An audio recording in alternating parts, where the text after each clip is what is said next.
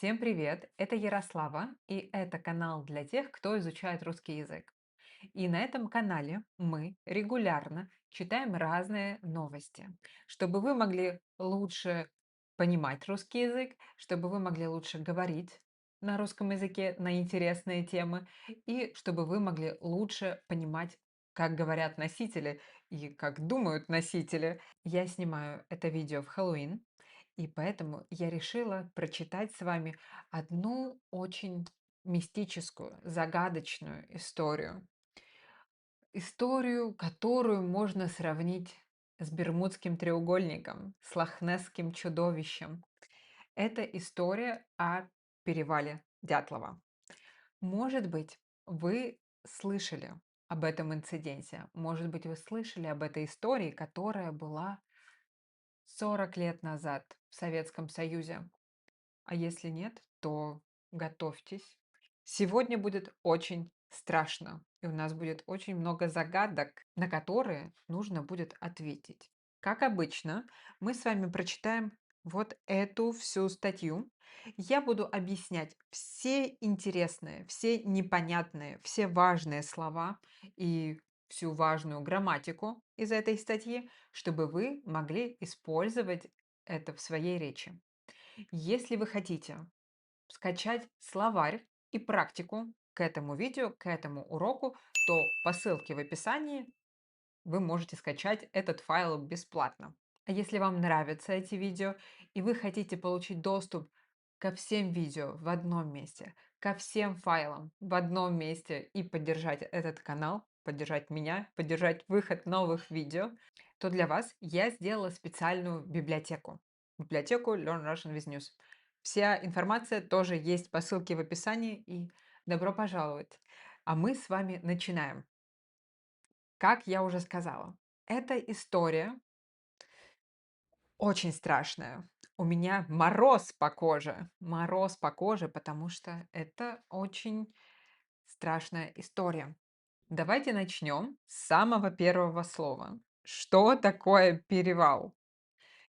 На самом деле это очень редкое слово, и не все его знают, но для нашей истории нам нужно это слово. Итак, представьте себе горы. Вот я отлично рисую горы. Нет, давайте по-другому. Вот у нас есть горы. Мгм. Это одна гора. А может быть горная цепь, когда много-много-много гор. Например, Урал– это горная цепь. Это длинная цепь этих гор. Апалачи– тоже горная цепь. И есть вершины, верхние точки гор. И между ними есть перевалы. То есть это более низкое место, чтобы можно было перейти на другую сторону, чтобы можно было перейти. И Дятлов– это организатор, глава одной туристической группы. Туристическая группа, которая пошла в горы, в поход в горы на лыжах зимой, и они совершали этот перевал. Давайте посмотрим, что с ними случилось. Вы уже можете представить эту атмосферу. Зима, туристы идут в горы в поход. Давайте прочитаем, что там было. Зимой 1959 года в горах Северного Урала пропали 9 туристов. Было 9 туристов, и они пропали. Все, их больше нет. Никто не знает, где они. Человек может пропасть, если мы не знаем, где он находится. Они ушли в горы под руководством студента пятого курса Уральского политехнического института Игоря Дятлова. И Игорь Дятлов был руководителем этой группы, этой туристической группы. И Игорь Дятлов, он студент пятого курса. В русском языке, когда мы говорим о студентах, о университетах, о колледжах, мы говорим про курсы. Например, студент первого курса, второго курса, я сейчас на четвертом курсе, на пятом курсе, то есть мы не говорим год, мы говорим курс. Если мы говорим про школу, то в школах это класс. Дети идут в первый класс в 7 лет, дети заканчивают школу после 11 класса. Мгм. В школах класс, в университетах, в колледжах курс. Первый курс, второй курс. И он был студентом 5 курса, уже был на последнем курсе. И да, Уральский политехнический институт, ну, технический институт, думаю, все понятно. Я сделаю небольшую ремарку и хочу вам рассказать, что в то время в Советском Союзе туристические группы были очень популярными. И очень много молодых людей ходили в горы, в леса с палатками, с гитарами. Это был очень романтичный период, потому что еще ты можешь делать? Что-то такое интересное, приключенческое. Вы можете сравнить это движение туристов с хиппи, потому что это тоже хиппи это тоже про вызов жизни, такую романтику, природу. Вот это туристы. Так вот, за 18 дней группа должна была пройти на лыжах 300 километров по северу Свердловской области с восхождением на две вершины. Мгм. План был такой. Группа хотела за 18 дней пройти на лыжах, я не представляю, 300 километров. И они были на севере Свердловской области. Свердловская область– это где Екатеринбург. Свердловск– это Екатеринбург. Сейчас Екатеринбург. В советское время это был Свердловск. И да, и они учились в Уральском политехническом институте. То есть они все ребята местные. Кстати, в этом же институте учился Борис Ельцин, первый президент России. Так вот, они хотели пройти на лыжах 300 километров и подняться, восхождение идти вверх, и они хотели подняться на две вершины. Видите, мы говорили, что есть горная цепь и много разных вершин. Поход– это когда ты идешь в лес с палаткой в горы. Вы представляете, у тебя есть палатка, у тебя есть спальный мешок. Вот такой поход. Поход относился к высшей категории сложности по классификации 50-х годов. В то время было три классификации сложности. И это была самая сложная третья. Ну, я думаю, вы представляете, на лыжах зимой в горах. Это очень сложно. И сейчас, я читала, есть 6 классификаций сложности. Представляете? Шестая классификация сложности– это по Северному Ледовитому океану на лыжах идти. Вот. Через месяц после пропажи туристов, так, давайте я сделаю немного назад. Они ушли зимой, в конце января, и в то время, когда они должны были вернуться, они не вернулись, логично.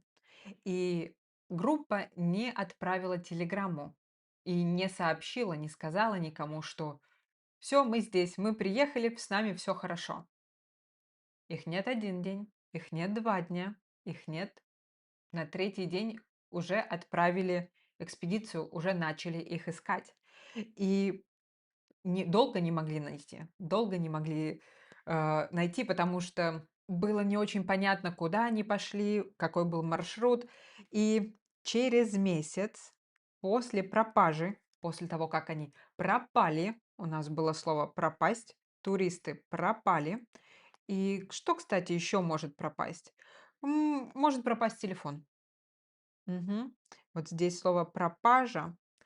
Например, у вас пропал телефон, дома пропали деньги, дома пропали украшения, и вы идете в полицию, и вы пишете, вы им говорите, что у меня пропали деньги, и вы пишете заявление о пропаже ваших вещей. Продолжаем с красным цветом. Через месяц после пропажи туристов, спасатели нашли на склоне безымянного перевала разрезанную палатку и 5 замерзших тел. Оставим интригу. Немного, оставим интригу. Через месяц спасатели это люди, которые спасают людей, которые спасают других. Спасатели нашли на склоне безымянного перевала. Помните, что такое перевал? Мы говорили с вами в самом начале. Перевал это место в горах, где немного низкое место. Да, низкое место в горах. И там нашли на склоне под углом безымянного перевала. Безымянный у него нет имени. Без имени. Безымянный. Еще может быть безымянный палец. Вот, безымянные пальцы. Они нашли разрезанную палатку. Там была палатка.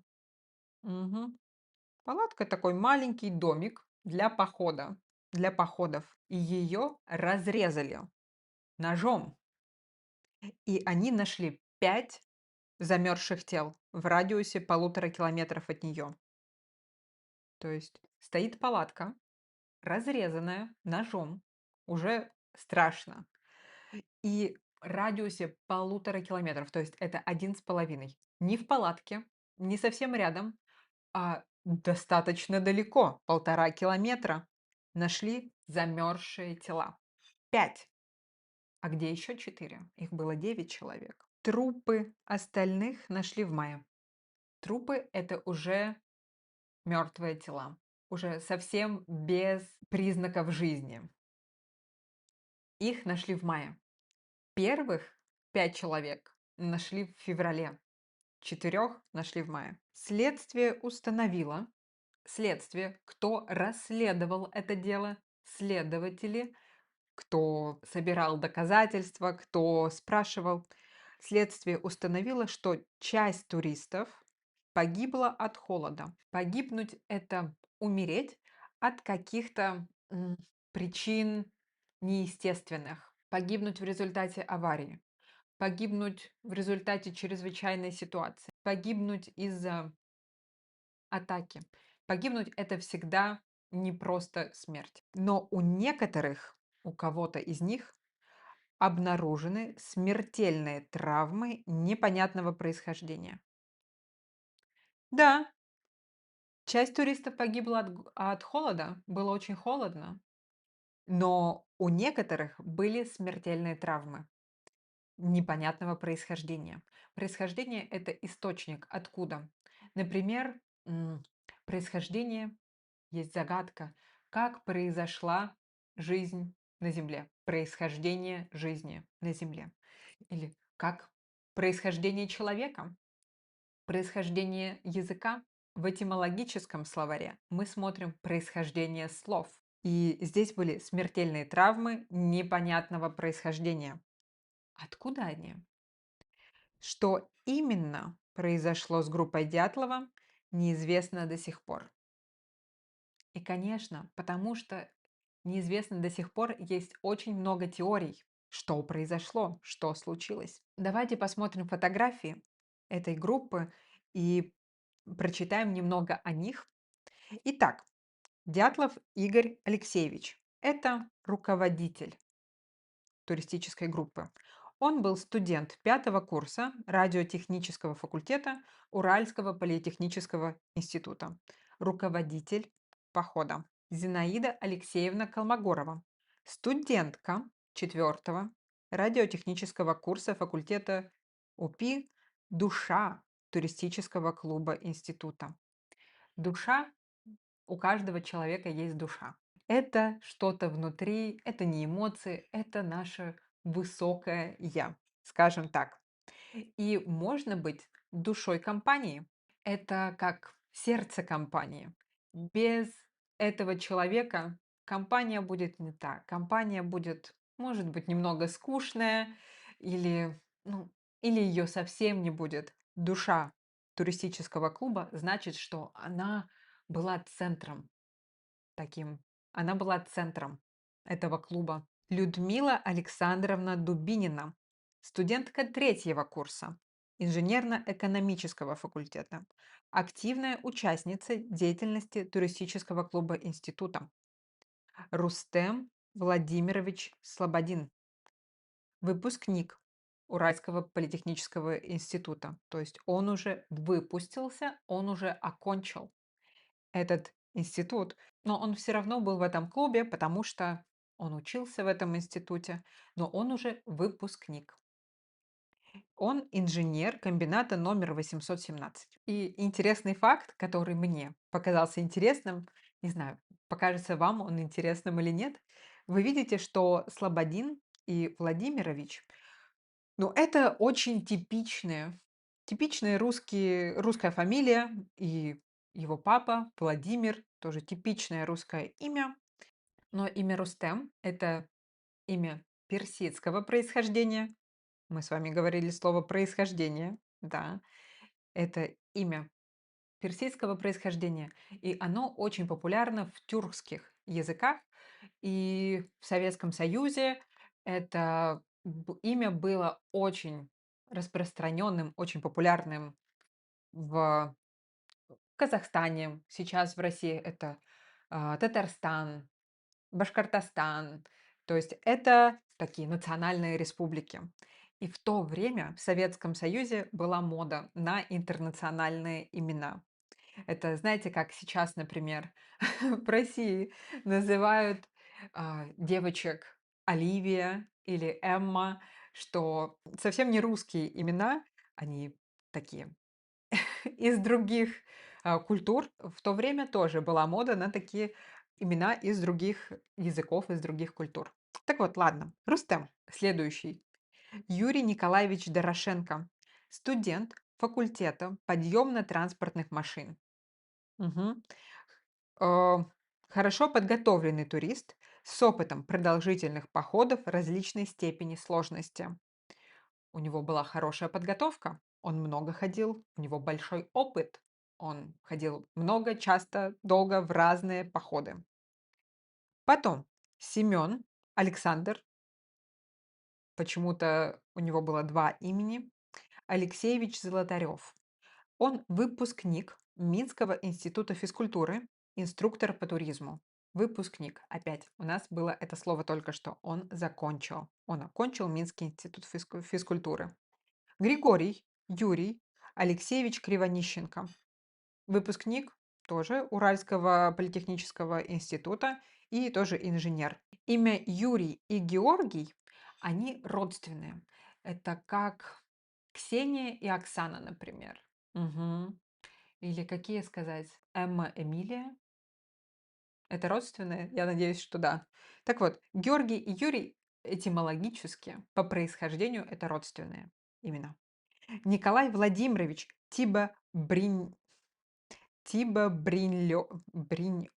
Бриньоль. Николай Владимирович Тиба Бриньоль, выпускник строительного факультета УПИ, прораб, то есть он руководит группой строителей из Свердловска. Сейчас это Екатеринбург. И Александр Сергеевич Каливатов, студент четвертого курса физико-технического факультета, закончил Свердловский горно-металлургический техникум. Такие молодые, совсем молодые ребята, и, конечно, это ужасная трагедия, и поэтому все помнят до сих пор, потому что очень жалко таких молодых ребят. Итак, почему у нас столько вопросов? Прошло уже сколько? Больше 40 лет? И у нас до сих пор нет одной версии, что произошло. Точнее, конечно, есть версии, есть теории, которые самые правдоподобные, похожие на правду, но и к ним тоже есть вопросы. Итак, мы с вами не будем сейчас читать весь этот текст, но что было важное? Я хочу прочитать не весь этот текст, я прочитаю только два этих абзаца. Если считать, что на установку палатки в этих условиях требуется не менее 1 часа, установка значит что-то поставить. Как мы сейчас используем это слово? Устанавливаем приложение в телефоне, устанавливаем программы на компьютер.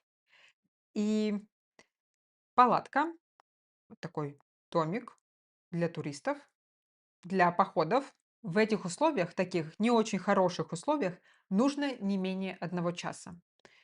То можно предположить, что люди забрались в палатку примерно в 19-20 часов.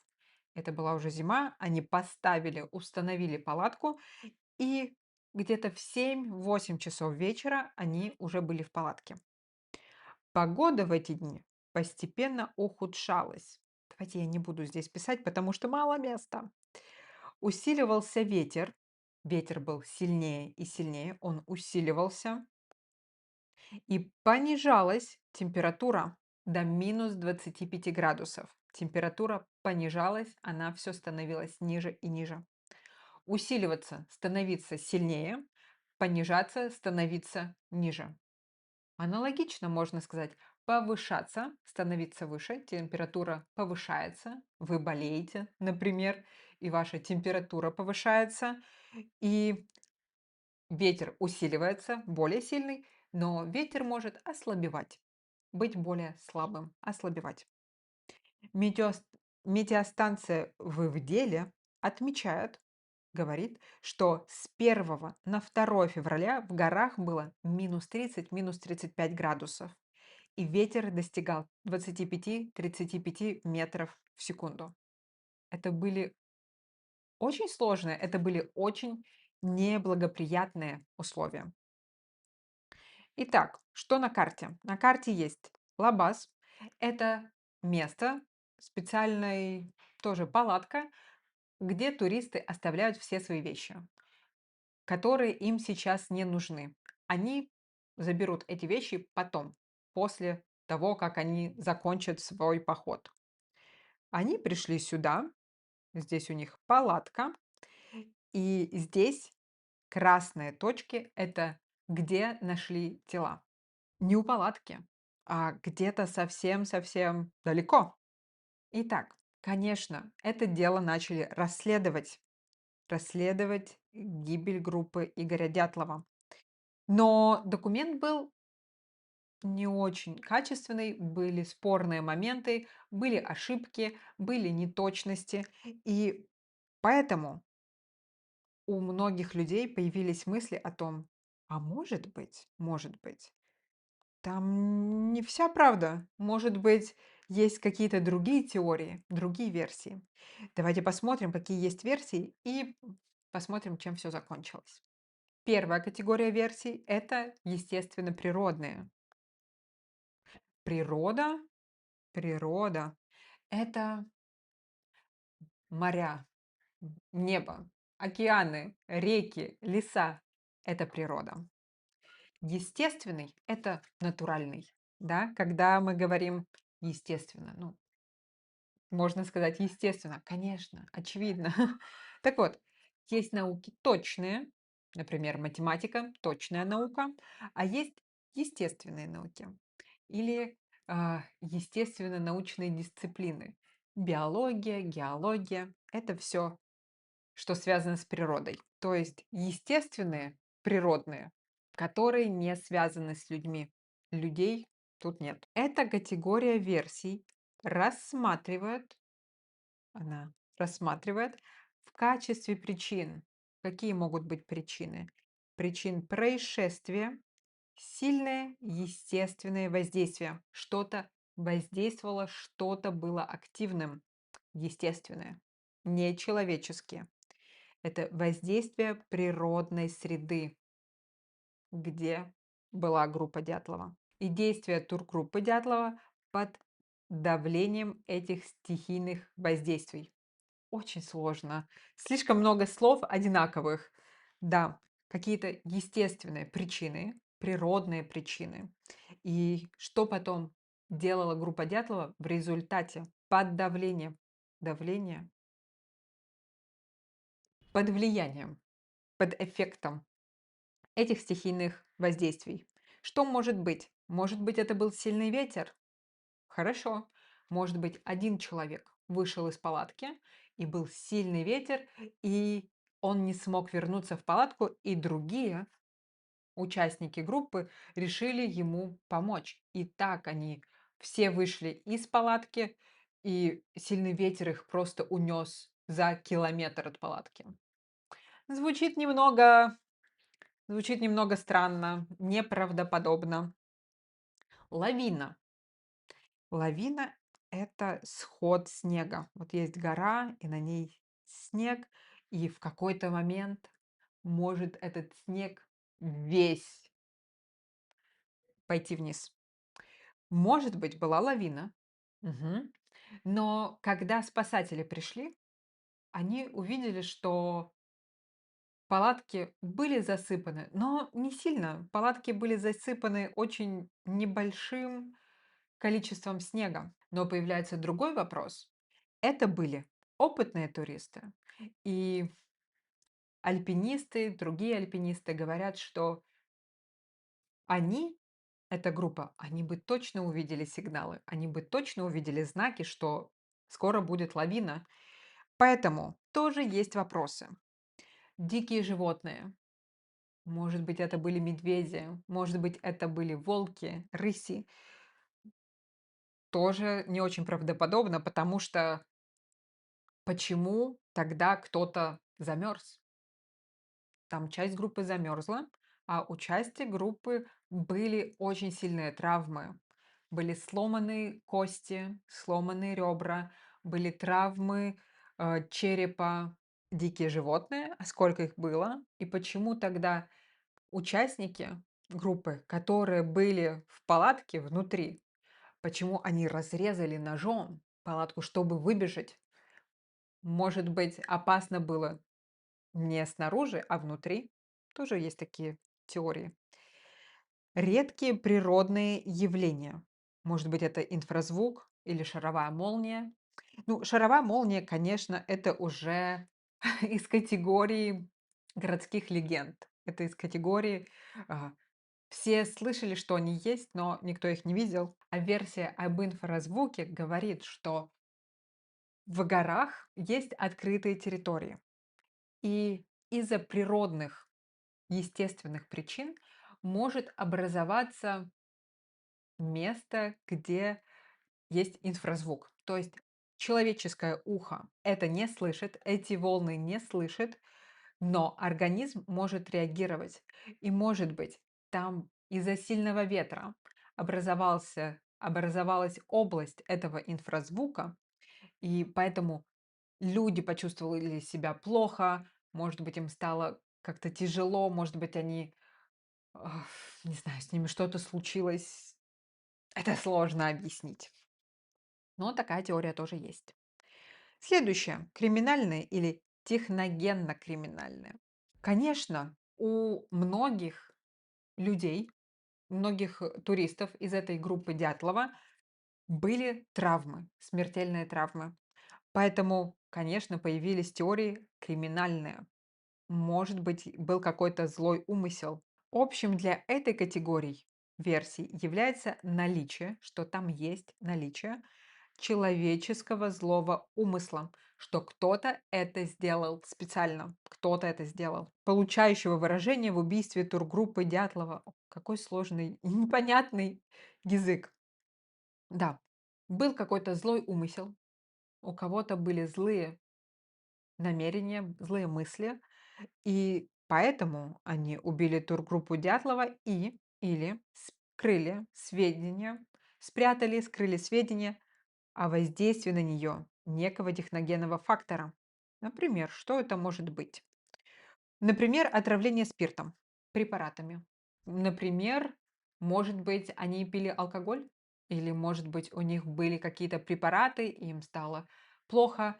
В общем, такое криминальное, что виноват человек. Есть другая версия, что на тургруппу Дятлова напали, их атаковали коренные жители Манси.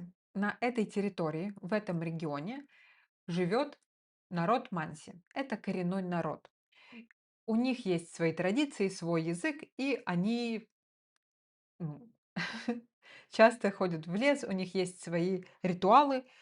И была теория, что, может быть, группа Дятлова пришла на какое-то запретное место, куда чужие люди не должны были приходить.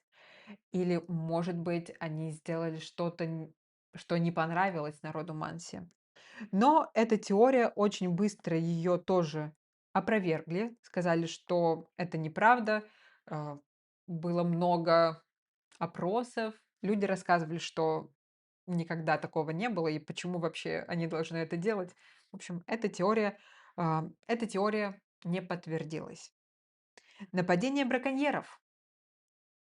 В этом регионе, в горах, может быть, были какие-то животные, и там были браконьеры, которые охотились за животными.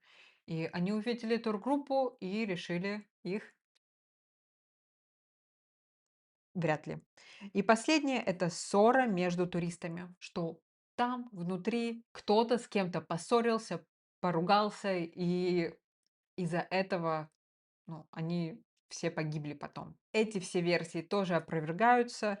И последнюю версию, эту версию про ссору, опровергают друзья, знакомые. И говорят, что нет, никогда такого не могло быть. И, конечно, есть конспирологические теории, например, мистические, фантастические. К этой категории относятся версии, которые используют объяснение происшествия, факторы, которые существование, то есть сама их суть, что их не признает научное сообщество. Наука говорит, что нет, это все неправда. Паранормальные явления, инопланетяне, инопланетные контакты, проклятия, у как магия, черная магия, нападение снежного человека, нечистая сила, это всякие духи плохие и так далее. Вы видите, что теорий очень много, но что сказала официальное следствие, которое расследовало этот инцидент, эту ситуацию? Они написали: учитывая отсутствие на всех трупах, труп, мы уже говорили, это мертвые тела, наружных телесных повреждений и признаков борьбы. Телесные повреждения– это травмы на теле, но наружные. Там есть участники, у кого есть внутренние повреждения, внутренние травмы, внутренний перелом, но наружу на коже нет. И признаков борьбы, никаких знаков, что там были конфликты, нет. Наличие всех ценностей группы. Все, что было у группы, все осталось. Там остались фотоаппараты, дневники, продукты, все вещи, которые были, все ценности группы остались. А также, принимая во внимание заключение судебно-медицинской экспертизы, принимая во внимание, то есть обращая внимание о причинах смерти туристов, они рекомендуют думать, что причиной гибели туристов стала стихийная сила, преодолеть которую туристы были не в состоянии. То есть какая-то стихийная сила. А что это такое? Это очень абстрактное понятие. Какая-то стихия, но стихия может быть природная, а может быть стихия что-то мистическое, магическое. И сила тоже непонятно, потому что слишком широкое понятие, слишком широкий термин, преодолеть, справиться с которой, а, победить, которую туристы были не в состоянии. То есть они не могли. У них не было для этого возможностей, сил и так далее. Вот такой был ответ, такое было заключение. И поэтому, конечно, людям было мало этого ответа. Люди хотели ответ, поэтому люди начали делать свои расследования. Ну что, дорогие друзья, сейчас я вам рекомендую посмотреть какое-нибудь видео. Есть на всех языках мира, я вам обещаю посмотреть на "Ютубе" какое-нибудь видео об этом инциденте. Я думаю, у вас тоже будет мороз по коже, вам будет очень страшно. А мы с вами встретимся в следующих видео. Не забудьте поставить палец вверх, если вы еще этого не сделали, и скачать практику к этому видео. Да, а что еще? Что еще? Ну, до встречи!